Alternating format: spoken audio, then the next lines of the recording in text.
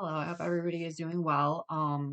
Camera quality is really bad because I'm on my webcam again, and I also have the TV on in the background. Um, but I just wanted to talk about depersonalization and derealization a little bit. I currently have depersonalization. Years ago, I had depersonalization and derealization at the same time. Back then, I didn't know what it was. I just kind of did a lot of Googling. And I went on a lot of forums and I finally figured it out. I was like, this has to be it. It's exactly my symptoms. Exactly. And sure enough, it went away and it was due to trauma back then. And this time, trauma.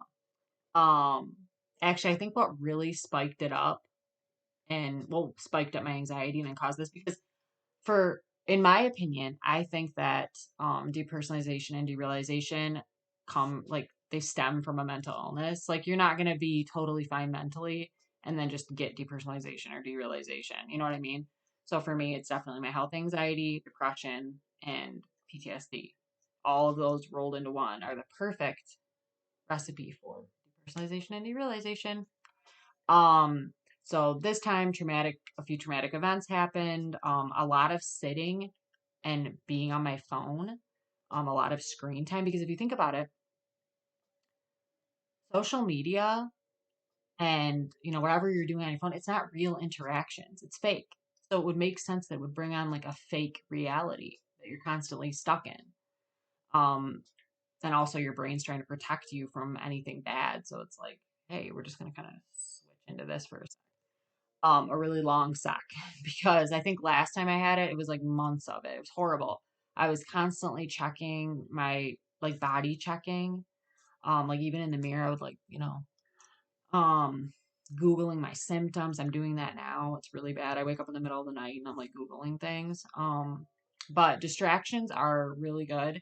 I'm introverted, but I just want to be around people right now.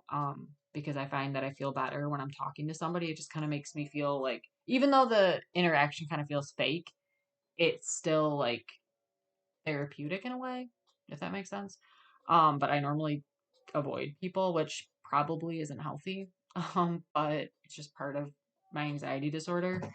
Um, so when everything happened with my neck, it's been about a month now, but I have videos on it. I'm not going to go too into depth about my neck, but um, I was like kind of blowing it out of proportion and like thinking, oh my God, what if it's something more serious? Oh my God, even though everybody was telling me that it was a pinched nerve or a pulled muscle.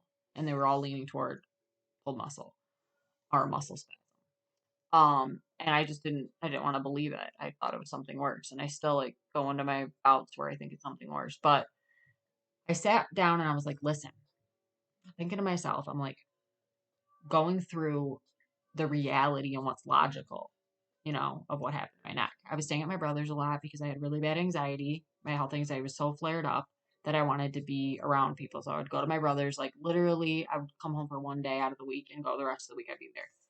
So when I was there, I was sleeping on a futon. Futons aren't the greatest for your back. And I would wake up sore, but I didn't think much of it. And it was one of those metal futons with like the really thin, like mattress pad thing, whatever you want to call it. And it makes sense that that's what caused my issue with my back. Um, and like the other day, I got another like weird headache thing, pressure headache thing, and I was just like blowing it out of proportion. Um, so that was not fun, and then it makes my depersonalization worse, and it makes my anxiety shoot through the roof, and then I'm just wanting to lay in bed, and then I'm depressed because I'm just laying and avoiding things, and I don't know. I've been trying to do either yoga or a workout. I'll do like a quick, like 15-minute cardio workout. And I do feel like after I do that, I'm like, okay, you did that. Good job. Like you did that. And I'll like hype myself up, you know? Um, Going for a walk, getting out in nature. I definitely feel better when I do it. It's not gone. It takes a while for it to come on and then it takes a while for it to go away. Like it took a long time before. It's probably not going to be a quick thing this time either.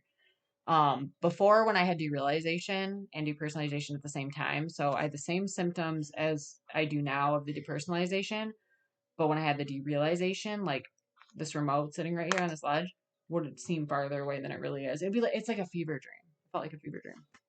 That's what it felt like. And I still go through, like, I'm not better right now. I'm just documenting how I'm feeling basically. But I just like, I still am Googling. I still have a lot of things I need to heal, you know? Um, like I feel like I'm gonna panic at least once a day over something. I had a panic attack yesterday because I just felt so fake and like my brain was so foggy and I had that headache and it was just like, oh my gosh, so frustrating. But yeah, if I go to the store, I feel like I'm gonna panic sometimes. I'm like, even though I feel good when I'm talking to people for the most part, I'll still have my moments where I have to like, I need to go back inside or I need to like go home, whatever. Because I'm like about to freak out. So my fight or flight is definitely out of whack right now. Um, I don't know, it's frustrating. But I did notice that my last video, there was some thumbs down, which I don't care because this channel is not, it's just, I'm just documenting how I feel. And I don't care about views. I don't care about subscribers, obviously. Like I'm filming on my webcam. I don't care. It's like dark. I don't care. But it's just my opinion. It's not my opinion, it's my experience, you know? And everybody's entitled to speak about how they feel. But I don't want anybody to think that like I care about this stuff because I genuinely do not. But my main objective is therapy for myself. This is therapeutic for me. And then if it helps somebody, that's a plus. Like if somebody can see this video and be like, "Oh my God, I feel like that too." They don't feel alone anymore. That's like my main thing, my main reason. Okay? So I don't know why anybody would go out of their way to thumbs down my video. Like that's my experience. That's how I feel. And I have anxiety pretty bad. So I thought about deleting it because I didn't want that negativity and it was just like bothering me. But I'm like, no, that is how I feel. And there are many factors to my anxiety, like childhood trauma, working in the healthcare field definitely contributed to it. Um, I think a lot of people that have worked in healthcare can say they're traumatized from certain aspects of it. But I just don't want anybody to think that like this is just me talking. Don't take it so serious, you know what I mean? So anyways, I will talk to you guys in the next video. I hope this video helps somebody. Remember you're not alone.